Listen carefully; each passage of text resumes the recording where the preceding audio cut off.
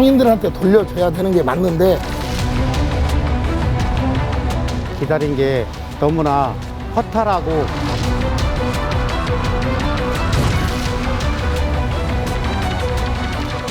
하면서 두개 팔고 갈 때도 있고. 매년 3월 셋째 주 수요일은 상공업 종사자들의 노고를 기념하는 상공의 날입니다. 코로나19로 어려워진 경제 상황 속에서도 치열하게 일하고 있는 지역의 소상공인들. 그들의 무거운 어깨의 짐을 함께 나눌 방법은 없는지 따뜻한 고민이 필요한 이때 대전의 한 전통시장 상인들은 코로나보다 우리를 더 힘들게 하는 일이 있다고 호소하고 있습니다. 상인들의 시름은 무엇일까? 이럴 수 이슈에서 만나봅니다. 안녕하십니까. 저는 태평시장에서 12년째 장사를 하고 있는 조재희입니다. 10년 동안 운영하고 4년이 넘게 준비해서 현대한 주차장을 이제 와서 중구청이 직접 운영한다고 합니다. 상인의 피와 땀으로 세운 주차장인데 이럴 수가 있습니까?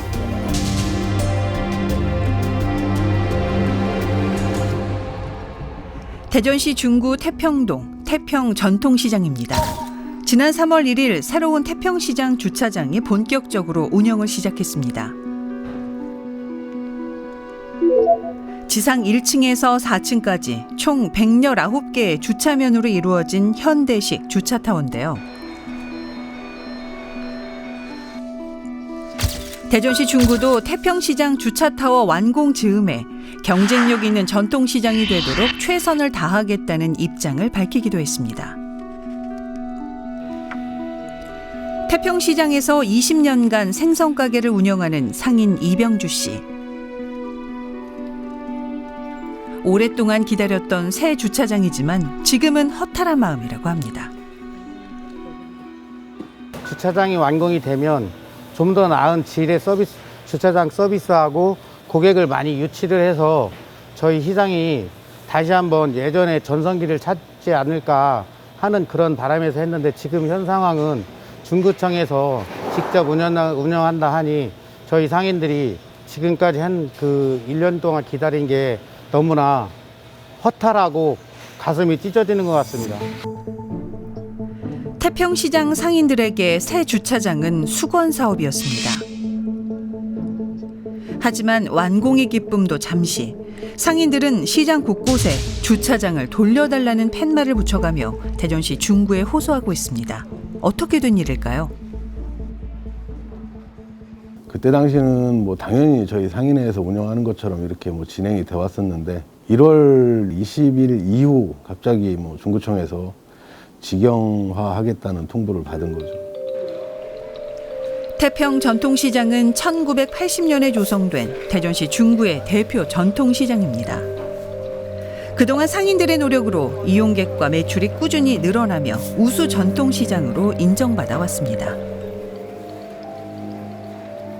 저희가 어쨌든 지원 안 받고 스스로 살아나가려고 노력을 해서 그래도 지금 활성화가 많이 돼 있다고 생각을 해요. 그래도 남들 다 그렇게 힘든데 그래도 여기는 그나마 그냥 잘 버티고 있어요. 이 정도란 말이죠. 주차장을 운영하는 것도 태평시장 상인회의 몫이었습니다. 총 49면의 옛 태평시장 주차장. 상인들은 대전시 중구에 연간 340여만 원의 수탁료를 내며 운영을 맡아왔습니다. 저희가 어려워서 중구청이 이걸 가져가라고 한 적도 있습니다. 사실 상인회로 버거워서. 근데 그때 당시는 상인회가 운영하는 게 맞다고 계속 상공계에서 얘기를 했죠. 그래서 저희도 뭐 어려움에도 불구하고 그래도 시장 주차장이니 상인회가 운영하는 게 맞다고 생각을 해서 그 적자를 무릅쓰고 뭐 상인회비로 충당하면서 꿋꿋이 잘 버텼습니다.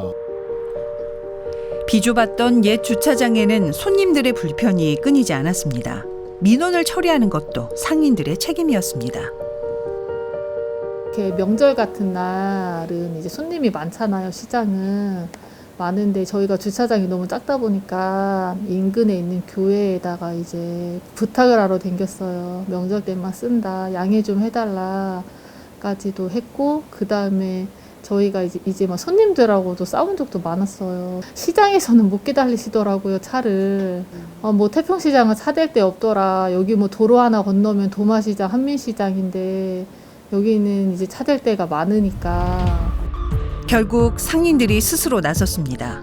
2018년 중소벤처기업부가 주관하는 주차 환경 개선 사업에 지원한 겁니다. 주차 환경 개선 사업은 전통시장 인근에 공영주차장 설치 및 개량비로 국비 60%와 지방비 40%를 지원하는데요. 시장 자문과 컨설팅은 물론이고 현장 평가와 외부 전문가의 심의를 통과해야 선정될 수 있습니다. 이 사업의 기준은요, 일단은 제일 처음은 이제 상인회라는 조직 결성이 돼야 되는 게 첫 번째고요. 그 다음 두 번째는 그러니까 인정구역 안에 이제 들어오는 회원수, 그 다음에 이제 저희 시장이 그래도 행사도 하고, 뭐 제로페이나 뭐 이렇게 교육이나, 그 다음에 온라인 마케팅 활동 등을 하는 이제 가점 전수가 이제 완전히 된 시장만이 이제 사업 신청서를 써서 제출할 수 있어요. 28년째 반찬 가게를 운영하는 이광주 씨도 새 주차장을 만들기 위해 뛰었던 날을 생생히 기억합니다. 저희들이 상인대학을 3번 했어요. 3기까지 했어요. 그 어려운 상황에서. 상인대학을 몇 달을 해야 되거든요. 그러면은 가서 1시간 이상 가서 교육을 받아야 돼요. 그러면 얼마나 새벽에 나가신 분들은 졸리기도 하시고 힘드시겠어요. 안 하던 공부를 하려니까. 근데도 그 어려운 거를 우리는 3번씩이나 해놨고 그 위에 다수의 교육도 여러 번 했죠. 교육을 많이 했기 때문에 우리가 그 평가 점수가 높아서 주차장권을 따온 거예요. 우리가 그걸 안 했으면 이 주차장은 없어요. 세울 수가 없어요. 상인회의 노력으로 태평 전통시장은 2018년 하반기 중소벤처기업부의 주차 환경 개선 사업에 선정됐습니다. 만성적인 주차난을 해결하고 새 주차장을 건립해 전통시장을 살려보자는 상인들의 바람이었습니다. 그리고 3년여의 기다림 끝에 올봄 기다리던 태평시장 주차 타워가 건립됐습니다. 그런데 태평시장 새 주차장 완공을 앞두고 시장 상인회는 대전시 중구로부터 청천벽력 같은 소식을 들었습니다. 일단 아무 연락이 없길래 주차장은 다 져 있는데 뭐 아무런 이야기가 없어서 제가 중구청 경제과를 이제 방문을 했습니다. 방문해서 그 자리에서 이제 과장님한테 들었죠. 지금 주장하시는 거는 10개월 뭐 위수탁을 해서 뭐 결과를 보고 차후에 결정을 하신다 이렇게 말씀을 하고 있는 중이죠. 옛 주차장은 그동안 태평시장 상인회가 위탁해 운영해왔습니다. 하지만 새로 지은 태평시장 주차장은 대전시 중구가 직접 운영을 하겠다는 겁니다. 중구청의 일방적인 결정에 새 주차장을 짓기 위해 노력했던 상인들은 그저 망연자실한 마음입니다. 사실은 노력을 해서 했으면 상인들한테 돌려줘야 되는 게 맞는데 구에서 뭐 정책적으로 안 된다고 그러면 사실 억울한 정도가 아니라 열받죠. 이게 열받는 일이지 뭐 억울하겠어요 이게. 만 주차장 사업을 따올 때 구에서 한 것도 아무것도 없는데 그렇다고 해서 시장 전통시장 살리기 위해서 노력한 것도 없고. 2018년 주차 환경 개선 사업 지원 당시 신청서입니다. 주차장 조성 후 상인회 위탁 운영 예정이라 명시돼 있습니다. 그런데 대전시 중구는 왜 주차장을 직접 운영하려는 걸까요? 일단 공유재산, 행정재산이다 보니까 어차피 잘 아시는 바와 같이 국민의 세금으로 건립된 시설 아니겠습니까? 공유재산 관리 차원에서 저희들이 어떤 그 운영의 투명성을 기하기 위해서는 일단 구에서 좀 직영을 해서 한 다음에 그 운영 성과를 분석을 잘 해서 그 이후에 내년도 운영 방식을 재결정하는 게 가장 합리적인 방안이 아닌가. 새 주차장 운영 성과를 분석한 후에 운영 방식을 결정하겠다는 겁니다. 현재 대전시 중구의 전통시장 주차장 총 7곳 중 5곳이 상인회 위탁 운영 중입니다. 그런데 왜 태평시장 주차장은 기존과 다르게 운영하려는 걸까요? 일반 그 노예 주차장 같은 경우는 이제 주차 면수도 얼마 안 되고 거기 운영에 따른 노하우라든가 그렇게 전문적인 그런 게 필요하지 않거든요. 그러다 보니까 이제 그 위탁이라든가 이런 결정이 좀 빠를 수가 있는데, 요거는 이제 건물 전체가 4층 아니겠습니까? 그 주차면수도 한 120면 되는 걸 119면이거든요, 정확하게. 그렇게 면적도 넓고, 또 내부에 또 고객 지원 센터라든가 또 소방 시설, 통신 시설, 인터넷 요런 그런 제반 시설들이 많아요. 장비도 많고. 태평시장 주차장 본격 운영 나흘 전 주차장 내부 시설을 둘러봤습니다. 횡하니 비어있는 사무실. 원래 이곳은 태평시장 상윤회가 주차장 민원 해결과 고객 응대를 하려던 곳이었습니다. 중구청에서는 여기 지금 사용을 하라고 했는데 저한테 이제 그러니까 이사 와서 사무실을 만들으라고 했는데 저희 지금 주차 타워가 중구청에서 넘어간 상황에서 제가 여기를 와서 업무를 할 수 없는 상황이에요. 주차 타워 민원까지 할 수 없죠, 저는. 시장 손님의 안전을 보호하고 주차 관리를 위해 마련한 장비를 보는 상인들의 마음은 착잡합니다. 주차장에 오시는 분들이 좀 연령층이 많으신 분들이에요. 그때 당시 들어오면 뭐 민원 처리를 누가 할 것인가 뭐 그런 부분도 좀 걱정이 되는 면이고, 예, 지금 이렇게 아무것도 준비 안 해놓고 이렇게 하고 손님을 맞이한다는 게 저희로서는 좀 이해도 안 가고, 그리고 뭐 공공근로 지금 2분 배치돼 있는데 그분들이 뭐 청소하는 일 외에는 할 수 있는 게 없다고 보는데 왜 그런 인건비를 들여서 이렇게 혈세를 낭비해야 하는지 또 그것도 저는 솔직히 의문입니다. 태평시장 주차장 운영을 두고 시장 상인들은 대전시 중구에 수차례 민원을 넣고 면담을 요청했습니다. 하지만 이 과정에서 상인들은 또 한 번 상처를 받았다고 합니다. 일방적으로 직영화하겠다 통보하고 그 다음에 만남도 안 주시고, 뭐 저희들은 믿을 수 있는 분들이 없잖아요. 그리고 뭐 우리 그 뭐 행정하시는 분들은 그분들이 책임질 수 있는 말을 할 수가 없잖아요. 그러니까 그 원론적인 얘기고, 지금 당장 저희들은 내일 이제 며칠 안 남은 사이에 고객들한테 그렇게 주차요금을 받을 상황이 오니까 거기에 대한 부분이 정말 답답해서 잠도 안 오는 실정입니다. 무엇보다 상인들은 주차장 유료화와 주차장 관리의 혼선으로 시장 손님을 잃게 될까 봐 더욱 걱정입니다. 주차타워는 주차장을 만들었으면은 이 주민들이 이용을 하는 거 아니에요. 근데 그걸 저렇게 구청에서 안 된다고 하면 안 되지. 그러니까 대형 매트는 주차장 다 무료인데 여기 뭐라고 주차비 더 가면 여기 오겠냐고. 추운 날씨에 여기서 떨어가면 마트 가면 하나도 안 춘대. 안 그래? 시장 상인회에서는 이렇게 주차장을 만들림을 해서 저에게 편리를 제공하잖아요. 그런데 모든 일들이 시장 상인회에서 관리를 하고 혹여나 저에게 불편한 점이 있더라도 저희가 중구청에 전화해서 여기 불편한 점이 있는데 고쳐주세요 이게 아니라 바로 옆에 있는 시장 상인회 말하기도 저희는 더 훨씬 편하고, 그 예전부터 이 주차장을 관리해 오셨고, 그리고 그 관리를 통해서 너무 비좁은 생각에 좀 더 크게 확장을 하신 건데 그런 거에 대해서 중구청에서 그렇게 하시는 건 잘못된 거라고 생각합니다. 전통시장을 살려보고자 피땀 흘려 만든 주차장을 우두커니 지켜봐야만 하는 이 상황이 상인들로서는 그저 막막하기만 합니다. 지금 이거는 우리 구민들이잖아요. 우리 뭐 작게 얘기하면 식구들이라고 생각할 수 있는데 그분들을 이렇게 피로하게 만들고 그분들을 불안에 떨게 하는 게 이게 진짜 바른 행정인지 저는 잘 모르겠습니다. 그리고 마음이 아프고, 저 같은 이렇게 시장의 상인회장이 뭔 힘이 있겠습니까? 저 같은 사람도 이 일을 생각하면 눈물이 나려고 그러는데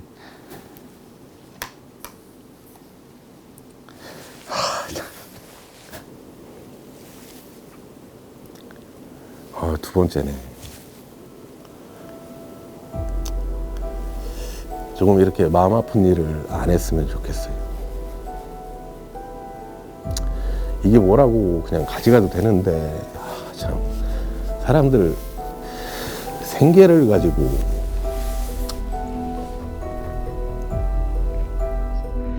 고질적인 주차난 해결을 위해 고생 끝에 새 주차장을 유치한 상인들. 효율적인 주차장 운영을 위해 직접 운영하겠다는 중구청. 과연 전통시장을 살리기 위한 최선의 방안은 무엇일까요? 대평시장 상인들은 크게 바라는 점이 없습니다. 고객님들이 편하고 저렴하게 주차하고 시장을 많이 이용해 줬으면 합니다.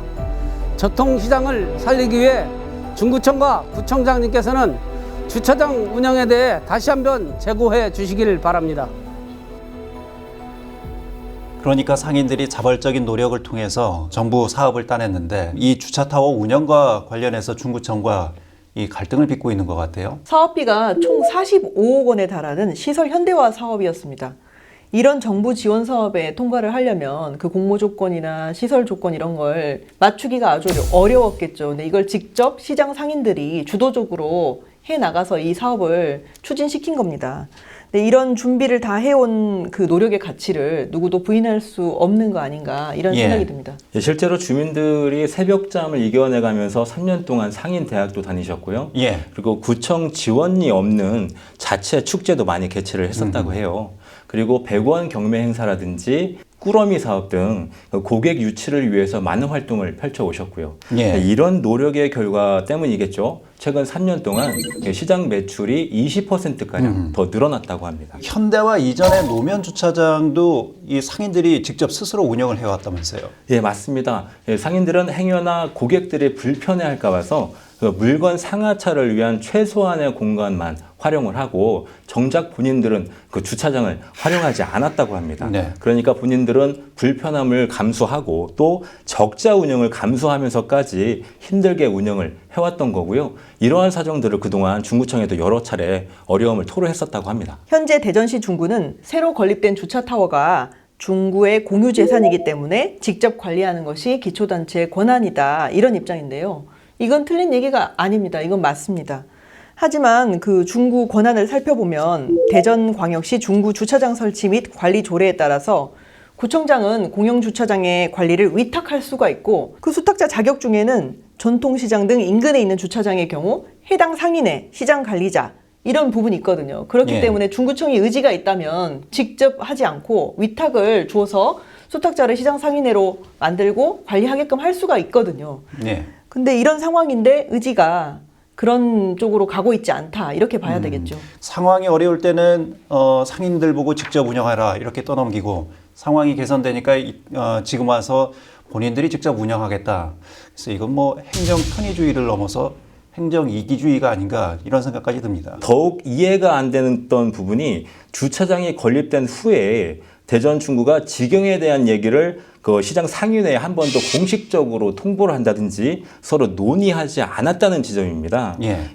중구의 이런 일방적인 태도가 상인들한테는 두 번 울린 셈이 아닌가 이런 생각을 좀 해봤습니다. 전통시장을 살리자는 대의에 대해서는 시장 상인이나 대전시 중구나 이견이 없을 겁니다.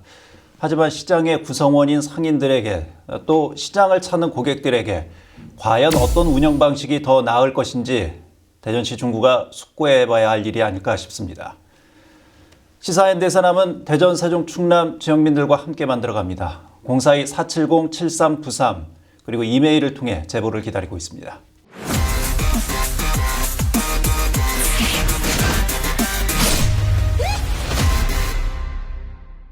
한 주간의 대전, 세종, 충남의 이슈를 하나의 숫자, 공간, 사진으로 들여다보는 대세남 줌인.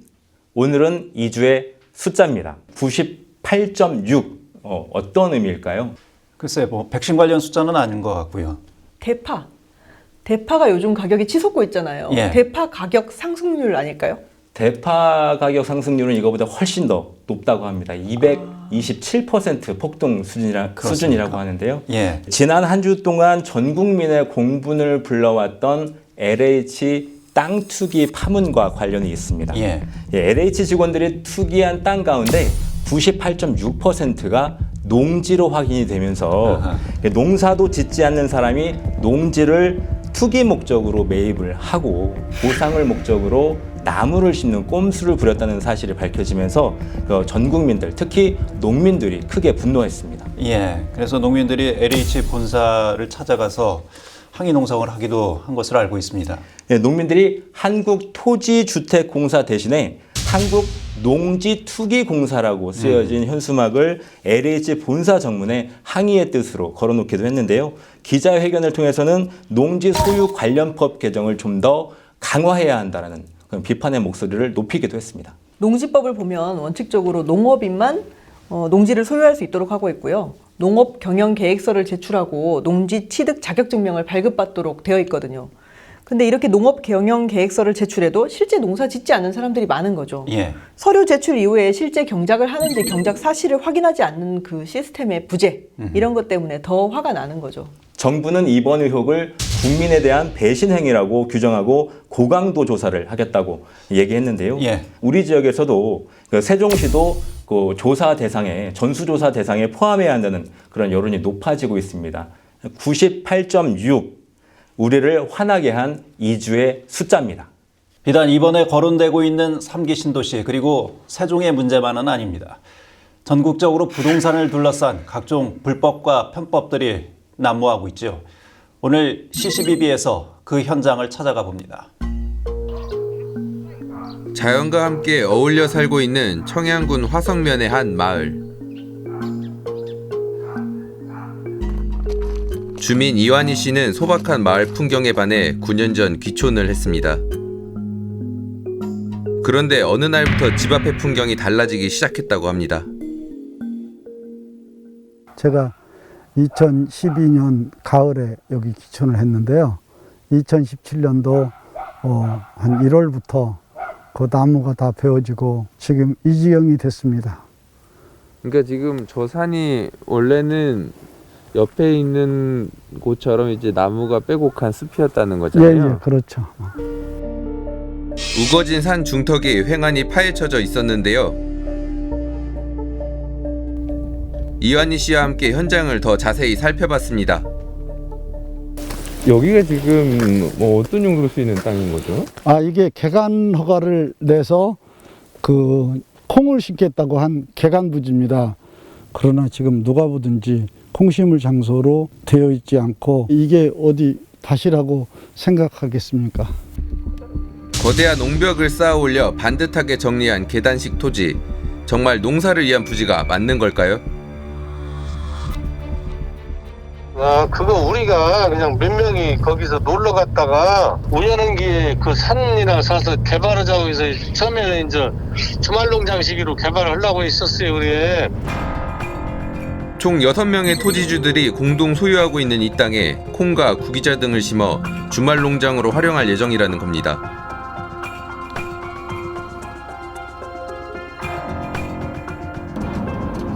그렇다면 현재 이곳의 용도 허가는 어떻게 나 있는지 청양군의 관련 부서를 찾아 물었습니다. 나무로 뒤엎여 있는 산인데 이 산에 대해서 최초에 2016년도에 콩 재배 목적으로 개간 신청이 들어왔습니다. 나중에 준공 처리를 해주고 그거에 따라서 이제 그 이후로 콩 재배를 할 수가 있습니다. 청양군에서 허가한 사업 계획서를 살펴보면 구기자와 콩을 재배하기 위한 농지 조성 사업이라고 적혀 있습니다. 그렇다면 정말 사업 계획에 맞게 밭 개간 사업이 이뤄진 걸까요? 전부 다 계단별로 지금 환블록을 다 싸서 지금 축대공사를 다 했잖아요. 그러면 이런 걸로 다 봤을 때는 전형적인 전원주택 부지로 개발해 놓은 모양 같은데요. 이 땅이 지금 콩과 구기자를 심는 농지로 지금 신청이 돼 있거든요.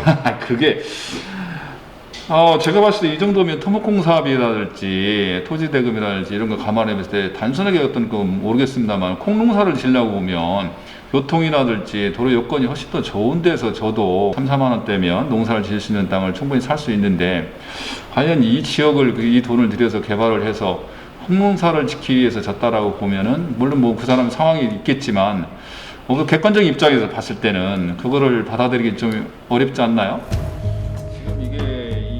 논란의 부지와 실제 택지 개발 부지를 비교해보니 정말 유사한 형태를 띠고 있었습니다. 산지에서 농지로 전용을 해서 한 5년 정도 활용을 하면 차후에 이제 택지로 개발하기가 좀 수월하거든요. 그런 면에서. 그래서 시골의 면단위, 읍단위 이런 부분에서는 임야에서 농지로 이렇게 변경하는 경우가 종종 볼 수 있는 현상입니다. 부지 안쪽까지 콘크리트로 조성된 길과 3m 이상의 옹벽이 세워진 형태.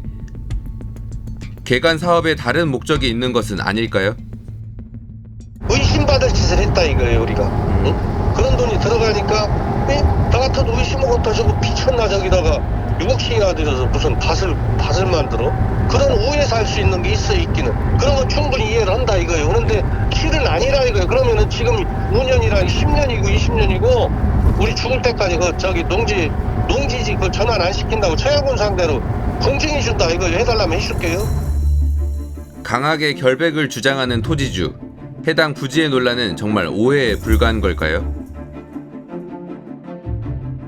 토지주는 일관되게 농사지을 땅이다 이렇게 지금 주장하고 있습니다만 이건 누가 봐도 농사지을 땅은 아니지 않습니까?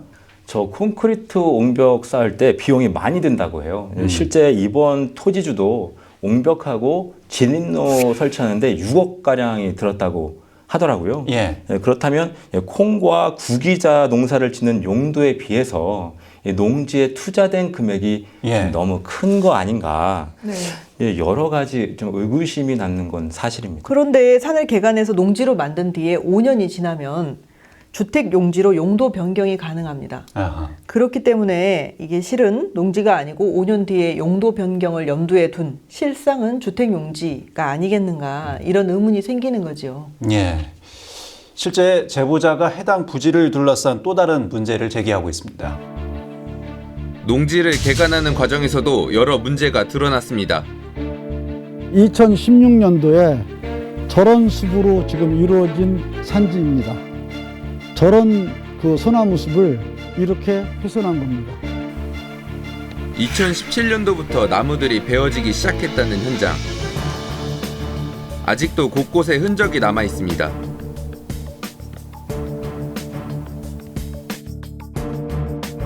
산림을 훼손하는 것은 사유림이라 할지라도 불법으로 벌채를 하기 위해선 반드시 허가가 필요합니다. 2017년도 1월에 벌채 허가가 나왔습니다. 거기다 이제 다른 나무를 심기 위해서 이제 기존의 나무를 베는 거죠. 청양군은 지난 2017년 1월 수종 변경의 명목으로 벌채를 허가했습니다. 수종 변경이란 경제성 없는 나무를 벌목하고 다른 나무로 숲을 만드는 작업인데요. 관련 법률에 따르면 벌채를 한 날부터 3년 이내에 새 숲을 만들어야 합니다.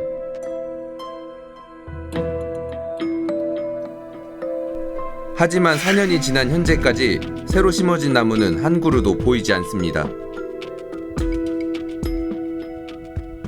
저희 과에서 벌채허가나 그런 나간 부분은 문제가 없고요. 그 이후에 아마 저기 개간 사업계획서를 저기 신청하신 것 같아요. 사업계획서를 저기 시행하겠다고. 산림축산과에서 2017년 1월 벌채를 승인한 후 건설도시과에서 4월 농지 개간 사업계획을 접수하고 7월 농지 개간을 승인한 겁니다. 특별히 이 지역이 보존 가치가 있어서 보존해야 되는 지역이라면 모르겠지만 그런 지역이 아니고 일반적인 임야 지역이다 보니까 허가 나왔는데 문제가 특별히 없는 곳입니다. 하지만 농지로 개간 허가가 났다고 문제가 사라진 것은 아닙니다. 부지의 일부가 불법 산림 훼손건으로 산지법을, 옹벽과 콘크리트 포장이 국토계획법 및 농어촌 정비법을 위반했기 때문입니다.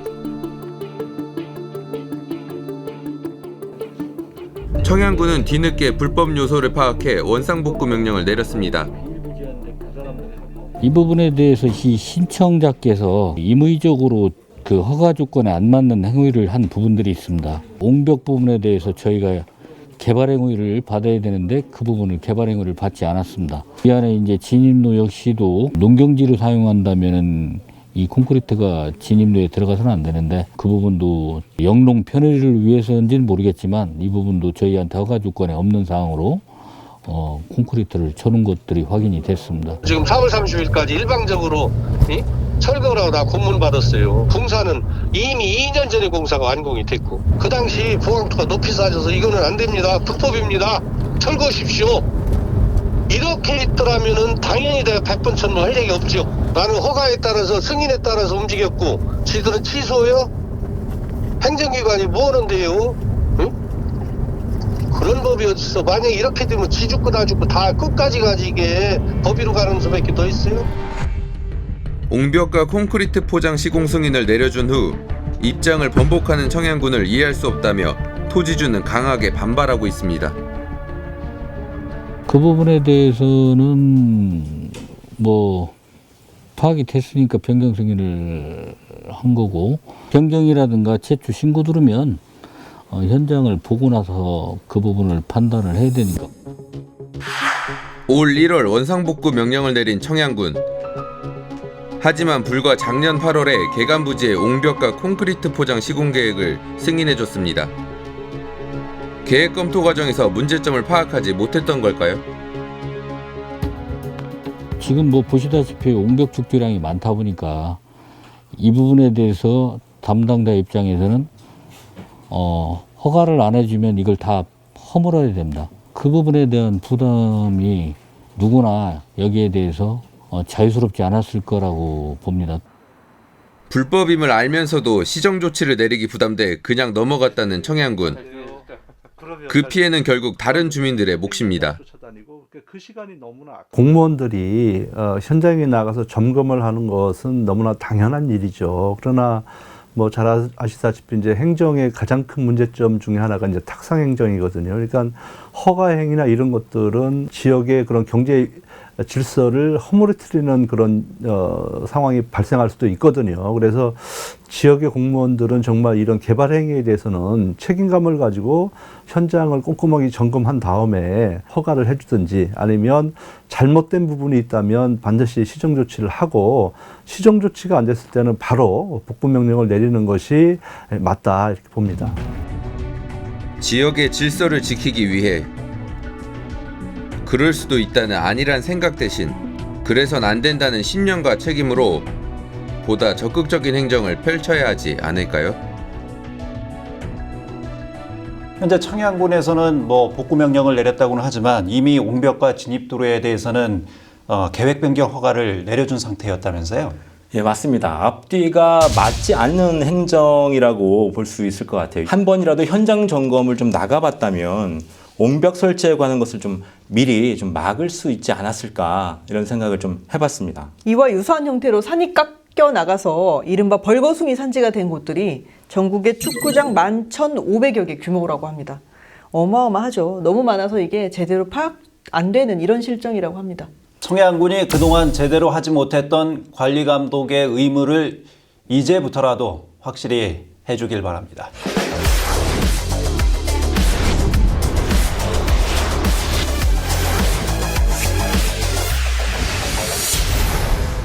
우리 지역사회 곳곳 어디든 찾아가 부조리한 문제들을 파헤치고 따져묻는 시민요법 불청객.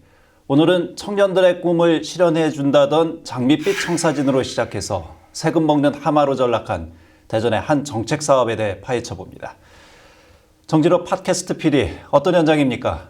네, 저는 지금 대전 중구에 있는 유천시장에 나와 있습니다.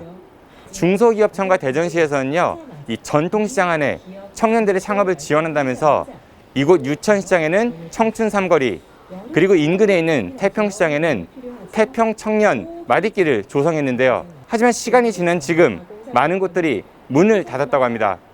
오늘 시민요법 불청객에서는 이 대전에서의 청년 창업 지원에 어떤 문제점이 있는지 한번 들여다보도록 하겠습니다. 혹시 청춘 삼거리가 어디에 있는지 아시나요? 여기가 피었었어요. 청춘 삼거리. 여기가? 네. 그런데 지금은 그러면 그 청년들 장사하는 데는 어디 있나요? 그 한국 들어가면 그 금든집이라고 그 사람들 있어. 하나 남은 거예요? 모르겠어요. 내려가 보면 있었는데. 네, 고맙습니다. 여기가 아마 라면 가게였는데 지금 없어진 것 같고요. 현재 보시다시피 영업을 안 하고 있네요. 문을 닫은 것 같고요.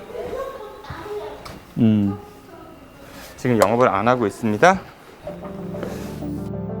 지난 2016년 5월 대전시에서는 이곳 유천시장 안에 10개의 점포를 조성해 청년들이 저렴한 임차료를 내고 사업할 수 있도록 청춘 삼거리를 조성했는데요. 그러면서 이곳엔 청년들이 직접 창업해서 운영했던 족발집이나 치킨집, 전통 찻집 등이 들어섰습니다. 처음 이곳이 조성됐을 당시와는 달리 지금은 보시다시피 대부분 문을 닫거나 주인이 바뀌어서 점포가 다른 용도로 사용되고 있었고, 현재는 단 2곳만 간헐적으로 영업하고 있었습니다. 이곳 유천시장에서 그 개업을 했던 청년 상인들, 하지만 대다수는요 이미 가게 문을 닫았고 아니면은 남들에게 가게를 넘겼고요. 그래서 이 사업 실패한 것이 아니냐, 이런 비판을 받고 있습니다. 그리고 비슷한 시기에 문을 연 대전 중구 태평시장 안에 있는 태평 마디길도 상황은 마찬가지였는데요. 뭐 좀 여쭤볼게요. 청년 마디길, 네. 저 어디에 있죠? 청년마디길 요 골목으로 들어가시면 돼요. 생선 골목으로. 네. 여기 평소에 사람들이 많이 찾으시나요? 근데 저 개인적으로는 너무 골목으로 들어가서 있어요. 그죠? 그 사람들이 거기 있다는 걸 잘 모르시는 분이 더 많은 것 같아요. 상인인데도 찾아가긴 힘들어요. 이렇게 오고 가는 길목에 있으면 모르시는 분들도 여기가 청년 맛길이네? 하고 한번 들어가 볼 수도 있는데 굳이 거기까지 들어가나? 안 들어가지. 찾아가는 과정부터 너무나도 복잡해 보이는 청년 마디길. 그래서 사람들로부터 더욱 관심을 받지 못했나 봅니다. 근데 여기가 바로 태평시장 안에 있는 청년 마디길입니다. 하지만 처음 생겼을 당시 청년들은 보조가 끝나자 모두 사라져 버렸고요. 지금 현재 영업하고 있는 곳도 몇 군데 남아있지 않습니다. 그렇다면 이런 상황에 대해 상인들은 어떤 이야기를 할까요? 그 청년들이 하고 곧바로 나가고 제가 여기 와서 벌써 3년째거든요. 근데 제가 한 게 아니라 우리 아들이 그때 나이로 36밖에 안 돼서 청년들 그 지원을 하고 싶은데 아무 혜택을 볼 수가 없었어요. 시골 한 장도. 말고는? 네. 품목이 무엇이 있는지도 잘 몰라요, 상인들도. 거기서 그렇다고 해서 그분들이 이렇게 홍보를 하는 것도 아니고. 너무 성급하게 했었던 것 같아요.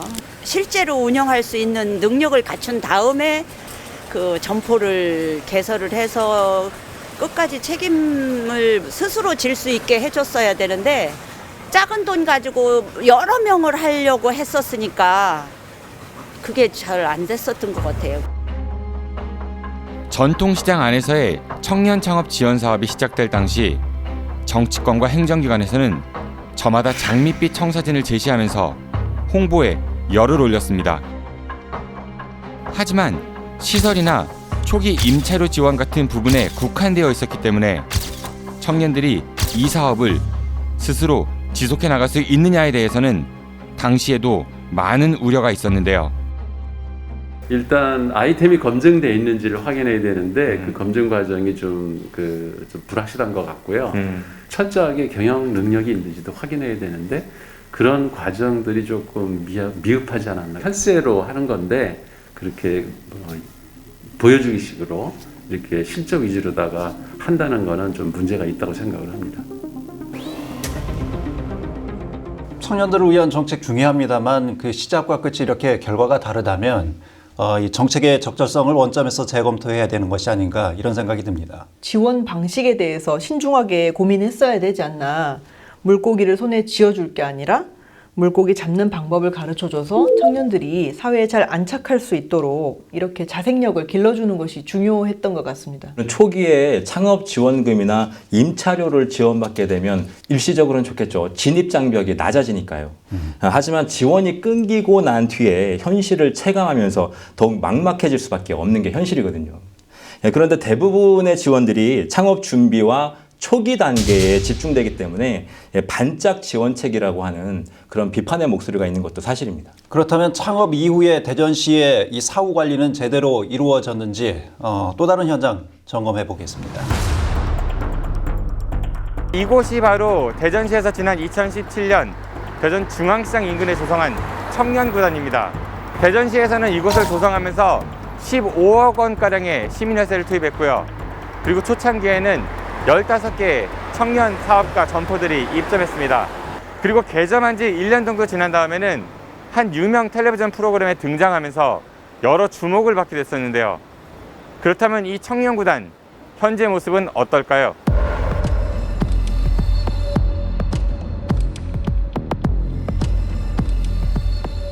체온 측정 중입니다. 정상 체온입니다. 전원이 안 들어와 있어요. QR코드는 지금 작동을 안 하는 것 같고요. 체온 측정 중입니다. 이게 원래 주문할 수 있었던 건데 지금 출벨 기능이 프로그램 오류로 정지됐으니까 번호를 부른다고 하는 거예요. 한번 들어가 보겠습니다. 운영을 지금 안 하고 있고요. 막걸리 집은 여기는 장사는 안 지 꽤 오래된 것 같고요. 취재를 위해 찾아간 날 2개의 업소를 제외하곤 모두 영업을 하고 있지 않았습니다.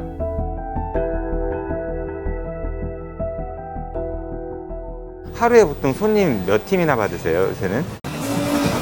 총 받아요? 사장님 경우는?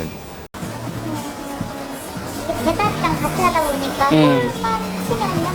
술만 치면 요즘 같을 때는 홀에서 뭐 2개 팔고 갈 때도 있고 이렇거든요. 2팀 정도?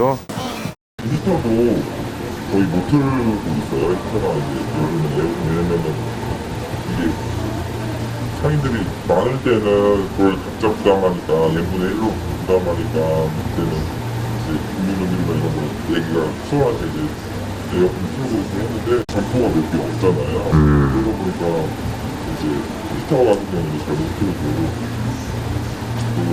손님도 이제 줄어들고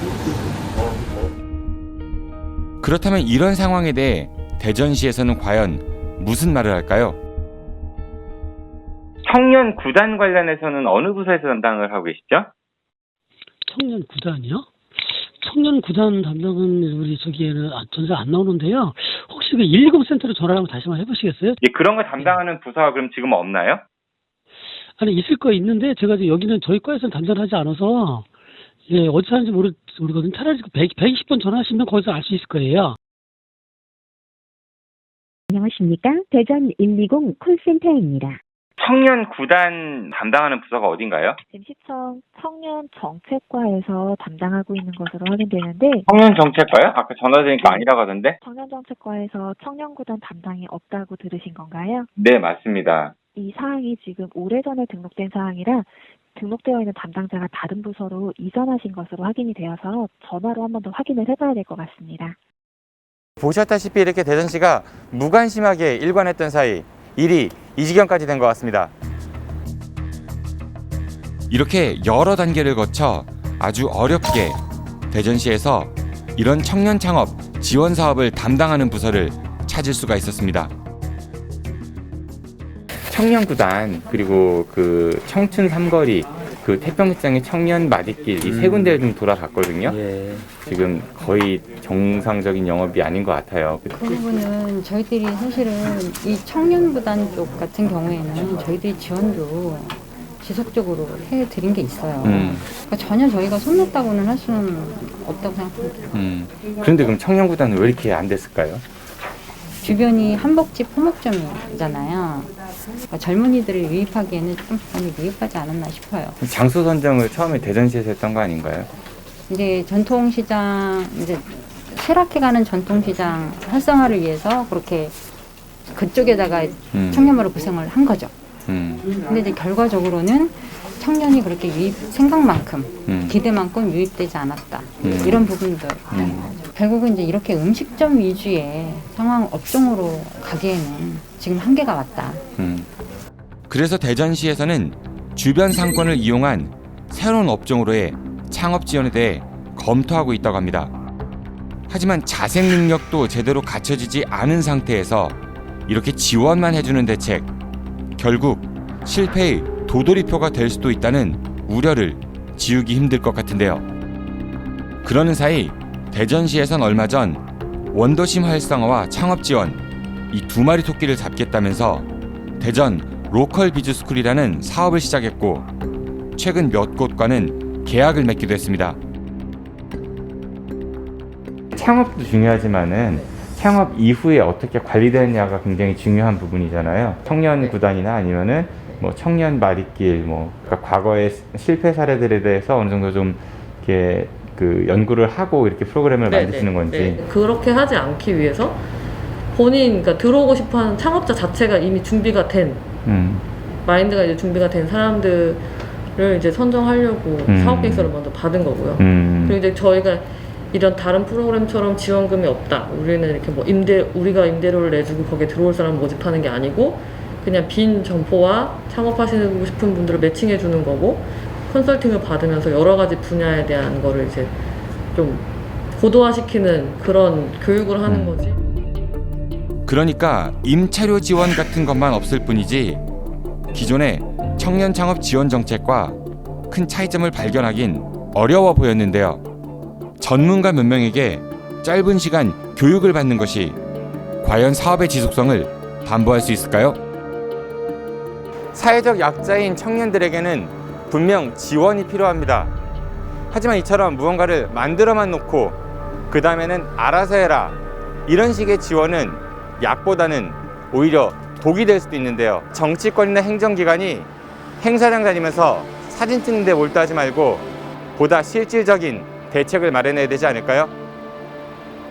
대전의 대표적인 청년 지원 정책이었잖아요. 대전 청년구단. 그런데 이제 사업 초기부터 지속되어 왔던 이 지속 가능성에 대한 문제, 여러 가지 좀 문제점이 많이 나타나고 있는 것 같습니다. 네, 통계적으로 청년 창업자의 5년 지속률이 한 16% 안팎이라고 합니다. 특히 그 중에서도 외식업의 경우는 94%가량이 폐업을 한다고 하는데요. 그 사업 아이템 선정이라든지 그 사업을 어떻게 하면 잘 유지할 수 있는지 이런 어떤 노력들이 필요한지에 대해서 좀 교육 프로그램을 좀 더 촘촘하게 마련하는 그런 대책이 좀 필요해 보입니다. 막대한 예산을 청년 창업에만 쏟아부을 게 아니라 노동시장의 구조적 문제를 해결하는데 골고루 좀 사용할 수 없을까? 좋은 일자리가 많이 늘어나서 청년들이 자신의 취향과 능력에 따라서 취업도 할 수 있고 창업도 할 수 있고 이렇게 선택이 가능할 수 있게 이렇게 프로그램이 마련되면 좋을 것 같습니다. 앞으로 대전시가 형식에만 치중할 것이 아니라 보다 내실 있는 정책을 펼쳐주길 기대합니다. 청년이 꿈을 펼칠 수 있는 일자리가 부족하고 농민이 정직하게 농사 지을 수 있는 땅은 점점 줄어듭니다. 이런 현실 속에서 보여주기식 정책을 남발하며 자신들의 실적 쌓기에 급급한 정치인들, 남몰래 투기를 자양한 채 땅값이 치솟기를 욕망하는 공직자들, 그들에게 묻고 싶습니다. 그 욕망이 혹여 다른 사람의 선한 꿈을 짓밟고 올라서진 않았는가? 시사인 대사람, 다음 주에 뵙겠습니다.